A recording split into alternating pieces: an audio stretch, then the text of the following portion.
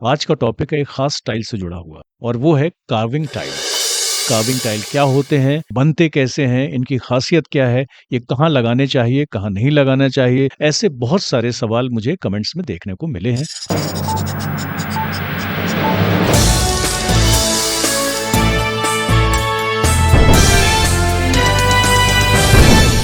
नमस्ते and welcome to on the floor. मैं हूं दिनेश व्यास। जैसे कि आप जानते हैं, इस चैनल में हम प्रोवाइड करते हैं इंटीरियर्स, फ्लोरिंग और बिल्डिंग मटेरियल से रिलेटेड सभी सब्जेक्ट्स पर सही और सफिशिएंट इंफॉर्मेशन। आज का टॉपिक है एक खास स्टाइल से जुड़ा हुआ और वो है कार्विंग टाइल्स। कार्विंग टाइल क्या होते हैं, ये बनते कैसे हैं, इनकी खासियत क्या है, ये कहाँ लगाने चाहिए, कहाँ नहीं लगाना चाहिए, क्या मेरे लिविंग रूम के लिए ठीक है, क्या मेरे ऑफिस के लिए ठीक है, ऐसे बहुत सारे सवाल मुझे कमेंट्स में देखने को मिले हैं। मेरी पूरी कोशिश होती है कि आपके सभी सवालों का जवाब जल्दी से जल्दी दे सकूं, लेकिन कभी-कभी कुछ लिमिटेशंस आ जाते हैं और सवालों के जवाब देने में काफ़ी डिले हो जाता है। Let me tell you, I go through all your comments. आज का टॉपिक है एक खास स्टाइल से जुड़ा हुआ, कार्विंग टाइल का कन्फ्यूजन। कार्विंग टाइल जीवीटी का एक पॉपुलर किस्म का टाइल है और ये जो टाइप है, ये कोई अलग तरह का टेक्निकली डिफरेंट टाइल नहीं है। तो फिर इसको कार्विंग क्यों कहते हैं? कार्विंग का मतलब होता है कि सरफेस पे हम थ्री डायमेंशनल कुछ स्ट्रक्चर क्रिएट करें, कहीं पे उसमें एक रिलीफ पैदा कर दें, एक 3D टाइप का दिखने लगे, कहीं उठा है, कहीं नीचे है, कहीं पे ऐसा लग रहा है कि मटेरियल निकाला गया है, कहीं ऐसा लग रहा है कि उसमें डिपॉजिट किया गया है। कार्विंग टाइल बनाने के लिए उसका ग्लेज्ड होना ज़रूरी है।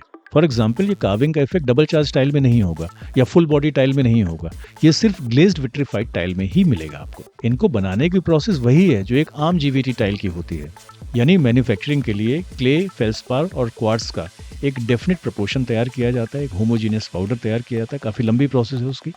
इसके बाद उसकी प्रेसिंग होती है। प्रेसिंग के बाद इसमें एक लेयर ग्लेज की चढ़ाई जाती है, फिर ये टाइल जाता है प्रिंटिंग में। ग्लेज्ड विट्रीफाइड टाइल, आज लगभग सभी टाइल डिजिटल प्रिंटिंग से उसमें डिज़ाइन क्रिएट की जाती है। डिजिटल प्रिंटर काफ़ी इवॉल्व हो गए हैं। पहले आते थे बेसिकली 4 कलर के, अभी 7-8 डिफरेंट एप्लीकेशन के डिफरेंट प्रिंटर्स आते हैं जिसमें डिफरेंट तरह की इंक, जिनको आप कह सकते हैं लेमैन की भाषा में, वो यूज़ होती है, जो कि डिफरेंट कलर्स और इफेक्ट्स पैदा करती है। अब जिस स्टाइल में हमें कार्विंग करना होती है उसमें क्या होता है, तो देखिए, जो हमारा जो प्रिंटर है उसके एक हेड में एक ऐसी इंक कह लीजिए होती है, जो जब ग्लेज में पड़ती है, ये सारे कंप्यूटराइज्ड डिज़ाइन के थ्रू एक चैनल से, एक हेड से उसी के ऊपर इंक गिरेगी, बहुत प्रिसाइज़ली, ठीक है? अब जो डिज़ाइन में हमने रिएक्टिव इंक डाली है जिस पार्ट पे, जब ये टाइल फायरिंग पे जाएगा किलिन के अंदर, तो वहाँ पर ये ग्लेज़ को थोड़ा-सा डिस्प्लेस कर देगा। मान लीजिए कि मैंने 2 पैरेलल लाइन खींच दी उस रिएक्टिव इंक से, पास-पास, आधे-आधे मिलीमीटर पे या 1 मिलीमीटर के डिस्टेंस पे। तो लेफ्ट वाली लाइन भी रिप्लेस करेगी, डिस्प्लेस करेगी ग्लेज़ को, राइट वाली। तो बीच में क्या क्रिएट हो जाएगा? उठा हुआ क्रिएट हो जाएगा और उसके नीचे क्या क्रिएट हो जाएगा? थोड़ा-सा डिप्रेशन क्रिएट हो जाएगा। तो लगेगा क्या कि जैसे आपने कोई चीज़ उसमें डिपॉज़िट की है, कोई चीज़ निकाली है, तो भले ही डेप्थ का परसेप्शन कम है, लेकिन वो इफ़ेक्ट प्लेन टाइल में आपको भरपूर दिखेगा। अब इसको और एनहांस करने के लिए मैं क्या करूँगा, मैं उसमें साइमल्टेनियसली जब ये प्रिंट कर रहा हूँ, जब ये रिएक्टिव इंक डाली, तो मैंने दूसरी इंक उसमें डाल दी, जिसमें हो सकता है शाइन हो या कोई कलर हो या डिफरेंट इफ़ेक्ट हो। तो एक तो गड्ढा पैदा हुआ, ठीक है? और उसके बाद में मैंने उसको हाइलाइट करने के लिए एक और मीडियम इस्तेमाल कर लिया। फायरिंग के बाद जब ये टाइल बनेगा, तो आपको ऐसा लगेगा कि जैसे सरफेस में कुछ कलाकारी की गई हो, उसमें डिप्रेशंस हैं, उसमें डिफरेंट रिलीफ्स हैं, डिफरेंट हाइट्स हैं, डिफरेंस बहुत कम होता है, लेकिन उतना काफ़ी है दिखने के लिए। तो इस तरह से जो टाइल बनता है, उसको कार्विंग नाम दे दिया गया। कार्विंग कोई नई चीज़ नहीं है। वॉल टाइल में ये जो रिएक्टिव इंक का इस्तेमाल है, ये तो 30-40 साल पहले भी होता था। हाँ, डिजिटल में और विट्रिफाइड वैरायटी में, जीवीटी वैरायटी में, वो काफ़ी बाद में आया। तो ये हो गया कार्विंग टाइल बनते कैसे हैं। अब बात आती है इसकी स्पेशलिटी क्या है? तो देखिए, इसकी स्पेशलिटी वही है जो बाकी के जीवीटी टाइल में होती है। कार्विंग टाइल के जो भी टाइल आपको मिलेंगे, वो मैट फिनिश में होंगे। मैट में ही जब हम कार्विंग करते हैं और उसके बाद उसमें डेकोरेटिव इंक डालते हैं, तभी उसका इफ़ेक्ट दिखाई पड़ेगा। अगर पूरा का पूरा टाइल हाई ग्लॉस है, चमक रहा है, तो उसमें कहाँ मालूम पड़ने वाला है।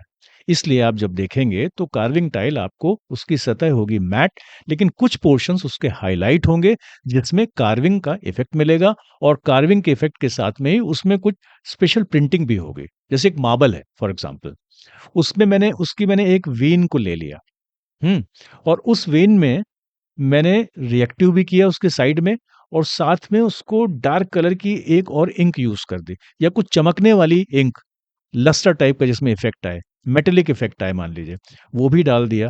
तो जब ये पूरा टाइल बनेगा तो मार्बल तो पूरा आपको बेहतरीन दिख ही रहा है, साथ में कुछ वेन्स में, कुछ पोर्शंस में आपको स्पेशल इफेक्ट दिखाई पड़ेगा।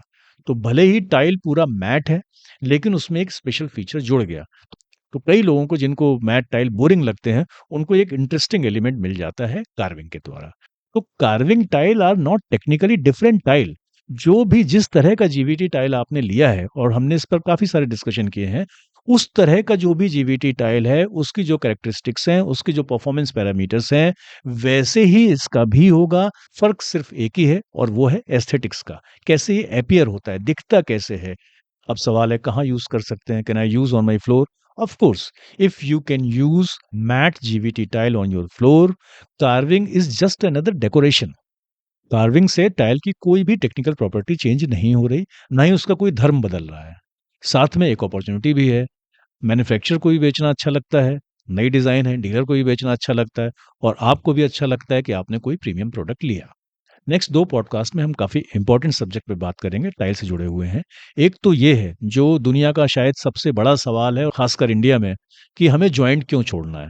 काली-काली लाइन पड़ जाती है, क्या फ़ायदा है उसमें? क्यों सारी टाइल कंपनी और सारे टाइल एक्सपर्ट एक बात की रट लगाए रहते हैं कि टाइल चिपका के मत लगाओ? मैं आने वाले पॉडकास्ट में आपको 3 रीज़न दूँगा। जनरली कोई टाइल मैन्युफैक्चरर उस बारे में बात नहीं करता। उसके बाद का जो पॉडकास्ट का टॉपिक लिया है, वो असल में बहुत सारे सवाल आए हैं टाइलिंग इश्यू से रिलेटेड, और वो इतने सारे सवाल हैं कि मुझे उनका एक बड़ा आसान सा हल दिख रहा है कि अगर 5 चीज़ें मैं आपको बता दूँ कि ये 5 चीज़ों का आप ध्यान रख लीजिए टाइलिंग करते वक़्त, अगर आपने वो अवॉइड कर लिए, तो आपको कम से कम 10 तरह की कभी समस्याएँ होंगी नहीं, और टाइल का, चाहे आप फ्लोर में लगाएँ या वॉल में लगाएँ, आपको वो रिज़ल्ट मिलेगा जो आप सोचते हैं, जो आप चाहते हैं। तो जुड़े रहिए ऑन द फ्लोर से, जिसमें हम ऐसे ही इंटरेस्टिंग टॉपिक्स पर आपको जानकारी प्रोवाइड करते हैं। चलते-चलते आपसे गुज़ारिश है, देखिए यूट्यूब की एक रिपोर्ट है, उसमें हमारे चैनल में दिख रहा है कि जो भी व्यूअर्स हैं, उसमें से सिर्फ 11.5% लोगों ने सब्सक्राइब किया हुआ है। तो अगर आप उनमें से एक हैं, तो थैंक यू। लेकिन अगर आप दूसरी तरफ हैं, तो मेरी आपसे रिक्वेस्ट है कि आप इसे सब्सक्राइब कर लें, और इन पॉडकास्ट को अगर आपको लगता है कि हेल्पफुल हैं, तो आप अपने नेटवर्क में भी प्लीज शेयर करें, ताकि हमारा जो ऑब्जेक्टिव है, ज्यादा से ज्यादा लोगों तक इस चैनल की रीच बने, वो पूरा हो सके। Thank you so much. मिलते हैं अगले पॉडकास्ट में। चैनल को सब्सक्राइब करना मत भूलिएगा।